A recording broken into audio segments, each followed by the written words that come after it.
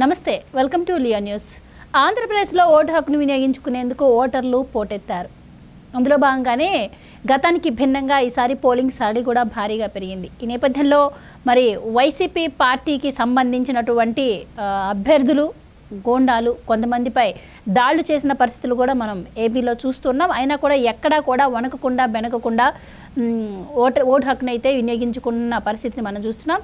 ఇందుకు ఊతమిస్తూనే ఈరోజు వైసీపీ పార్టీకి సంబంధించినటువంటి రోజా కొన్ని సంచలన వ్యాఖ్యలు అయితే చేశారు. ఆవిడ ఏం మాట్లాడారు, ఈ ఓటింగ్ ప్రక్రియ జరుగుతున్న టైంలో ఆవిడ ఇలా మాట్లాడడాన్ని ఎలా చూడవచ్చు, దీని వెనక కూడా ఏదైనా ప్లాన్ ఏమైనా ఉందా అని తెలుసుకునే ప్రయత్నం చేద్దాం. మనతో ఉన్నారు senior political journalist Durga Kumar గారు. నమస్కారం సార్. నమస్కారం మా గోర్ధన, మన వీక్షకులు కూడా నమస్కారం సార్. ఒక పక్క భారీగా ఓటింగ్ ప్రక్రియ అయితే జరుగుతోంది. సో ఈ నేపథ్యంలో మరి ఒక పక్క దాడులు చూస్తూ ఉన్నాం. ఈ నేపథ్యంలో మరి రోజా గారు సడన్గా బయటకు వచ్చేసి నన్ను ఓడించడానికి నా పార్టీ వాళ్ళే ట్రై చేస్తున్నారు అని చెప్పి ఆవిడ కొన్ని వ్యాఖ్యలు అయితే చేస్తున్నారు. సో అంటే ఇన్ని రోజుల నుంచి ఆవిడకి అర్థం కాలేదంటారా? ఇప్పుడు ఆవిడ అలా మాట్లాడడాన్ని ఎలా చూడొచ్చు అంటారు? అది కొంచెం అసాధారణంగా అనిపించిందమ్మా. ఎందుకంటే రోజా గారు ఒక సీనియర్ పొలిటికల్ లీడరే. ఇప్పుడు 2-3 సార్లు గెలిచారు, అంతకుముందు 2-3 సార్లు డిఫీట్ కూడా అయ్యారు. కొంతకాలంగా ఆమె వివిధ పార్టీల్లో కూడా ఉన్నారు. ఇప్పుడైతే మంత్రిగా కూడా ఉన్నారు. అందులో జగన్మోహన్ రెడ్డి గారికి అత్యంత సన్నిహితమైన వ్యక్తిగాను, ఒక సీనియర్ మంత్రిగాను, వివాదాల కేంద్ర బిందువుగా కూడా ఉన్నారు. ఏ వివాదం అయినా కూడా ఆమె లేకుండా ఉండదు, అంత వివాదాలుగా ఉంది. తర్వాత నియోజకవర్గంలో కూడా ఆమె స్థానిక నాయకులతో కూడా, పార్టీ కార్యకర్తలతో కూడా సయోధ్యలో లేదు. వాళ్ళు ఈమెకి సీటు ఇవ్వొద్దని చెప్పేసి జగన్మోహన్ రెడ్డి గారి దగ్గరికి ప్రతినిధి బృందాలుగా కూడా వచ్చి కలిసి వెళ్ళారు. అంత వ్యతిరేకించినా కూడా ఈమెకి ఆయన మరి ఎందుకు ఇచ్చారనేది తెలీదు. మరి ఈమె మీద ఉన్న ఈ సామర్థ్యం మీద ఉన్న నమ్మకంతో ఇచ్చుంటారని అనుకోవాలి. కానీ ఎన్నికలు మీరు అన్నట్టు మంచి ఈ పోలింగ్ ప్రక్రియ బాగా సాగుతున్న టైంలో ఆమె అటువంటి ప్రకటన ఇవ్వటం అనేది కొంచెం పార్టీకి కూడా అంత కలిసి వచ్చే అంశం కాదు. ఎవరు కూడా సీనియర్లు సంయమనం పాటిస్తారు. ఎన్నికలు ముగిసే వరకు, సమయం ముగిసే వరకు అయినా ఉంటారు.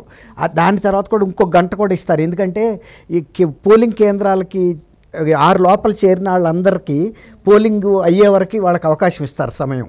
అది ఇంకో గంటన్నర పడుతుంది, ఒక్కోసారి 2 గంటలు కూడా పడుతుంది.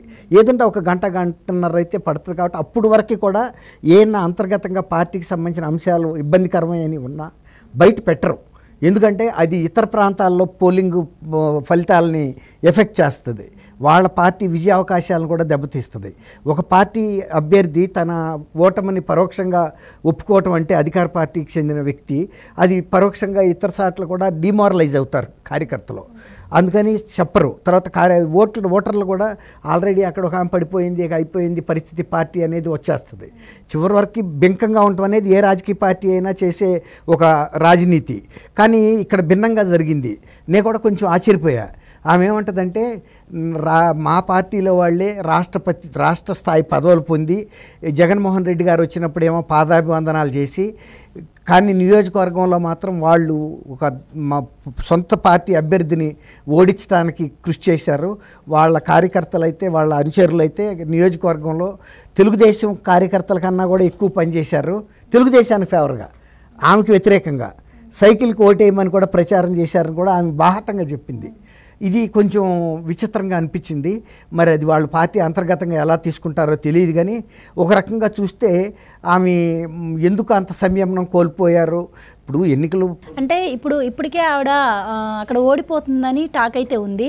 ఆవిడ అంటే ఇప్పుడు ఆవిడ మాట్లాడే మాటలు పార్టీకి డ్యామేజ్ అయ్యే పరిస్థితి అంటారా? లేదు అంటే ఆవిడ సానుభూతి కోసం ఇలా మాట్లాడుండే ఛాన్స్ ఉంటుందంటారా? పార్టీకి డ్యామేజ్ అవుతుంది.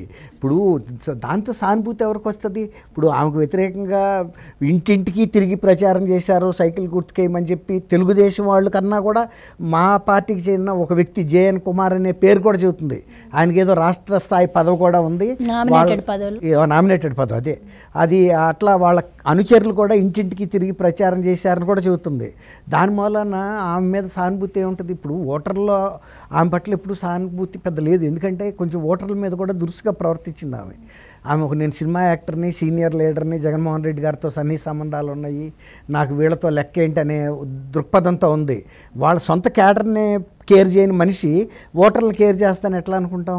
కాబట్టి ఓటర్లు ఇప్పుడు ఆమెకేం పెద్ద, ఓటర్లు కూడా చాలా సందర్భాల్లో వ్యతిరేకంగా ప్రదర్శనలు కూడా చేశారు. ఆమె మీద కొన్ని అవినీతి ఆరోపణలు కూడా వచ్చున్నాయి. మరి అట్లాంటి టైంలో ఇప్పుడు ఎలక్షన్ బ్రిస్క్గా జరుగుతుంది, సురుగ్గా పోలింగ్ జరుగుతున్న టైంలో ఎవరు కూడా ఇట్లాంటి ఒక శుభముహూర్తానికి శుభకార్యానికి వెళ్ళి అశుభ మాటలు మాట్లాడరు కదా. ఆ శుభముహూర్తం అయ్యేరాక ఆగానే చెప్పుకుంటారు. అట్లా ఈ మాట్లాడిన మాట అట్లా అనిపిస్తుంది.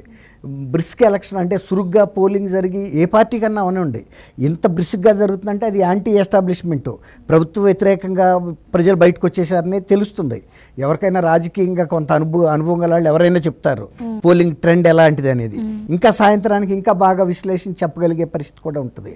కాబట్టి ఆమె చెప్పింది అంటే ఒక రకంగా పరోక్షంగా ఇక నన్ను నా పార్టీ వాళ్ళే ఓడించారు, నా తప్పు కాదు అని పార్టీ వాళ్ళ మీదే నిందేసింది. అది జగన్మోహన్ రెడ్డి గారి మీద వేసినట్టు. అంటే నువ్వు నీ పార్టీ కార్యకర్తలకి సరిగ్గా చేసుకోకుండా మాకు వ్యతిరేకంగా పని చేయించేటట్టు పదవులు ఇచ్చావు అంటే నువ్వు పదవులు ఇచ్చిన వ్యక్తులు కూడా సరైన వ్యక్తులు కాదు, సరైన స్క్రీనింగ్ జరగలేదు, పార్టీకి విధేయులు కాదు వాళ్ళు, పార్టీని వెన్నుపోటు పొడిచే వాళ్ళకి ఇచ్చావు నువ్వని ఒక రకంగా పరోక్షంగా ఆయన జగన్మోహన్ రెడ్డి గారు కూడా అన్నట్టే. అంటే నువ్వు మంచి చెడు చూడకుండా నీకు కాళ్ళకు మొక్కినాడికల్లా పదవి ఇచ్చావు, వాళ్ళు వచ్చి మా వెన్నుపోటు పొడిచారన్నట్టు చెప్పింది ఆమె. దాని అర్థం అదే కదమ్మా. కాబట్టి ఆమె ఎన్నికలకి కొంచెం ముందుగానే ఒప్పేసుకోవటం అనేది అది ఇతర నియోజకవర్గాల మీద కొంత దుష్ప్రభావమే చూపిస్తుంది. ఆల్రెడీ వైఎస్ఆర్సీపీ డౌన్ఫాల్లో ఉంది అనేది అప్పటికి చెప్పొద్దు. అది అయిపోయిన తర్వాత ఎన్నికలు అయిపోయి 7 గంటల అప్పుడు కనుక చెబితే అది వేరే మాట. అప్పటికేం పెద్ద ఎఫెక్ట్ లేదు. అప్పటికి ఈవీఎంలన్నీ సీల్డ్ వేసేస్తారు, జిల్లా కలెక్టరేట్ ఆఫీస్ కూడా వచ్చేస్తూ ఉంటాయి ఆన్ ద వే. కాబట్టి ఆ టైంలో చెప్పటమే సమయమే కొంత మనకి ఒక ఇది కల్పిస్తుంది అనుమానాలు. ఒక రకంగా కావాలనే ఇవి చేసిందా అంటే తను ఎట్లాగో మునుగుతున్నా కాబట్టి ఇతరులు మాత్రం ఎందుకు బయటపడాలన్నట్టుగా అది చెప్పలేం. అది అంతర్గతంగా వాళ్ళు విచారించుకోవాలి ఎందుకు మాట్లాడింది అనేది. Right sir. థ్యాంక్ యూ అమ్మా. మన గోవర్ధన మన వీక్షకులు కూడా నమస్కారం.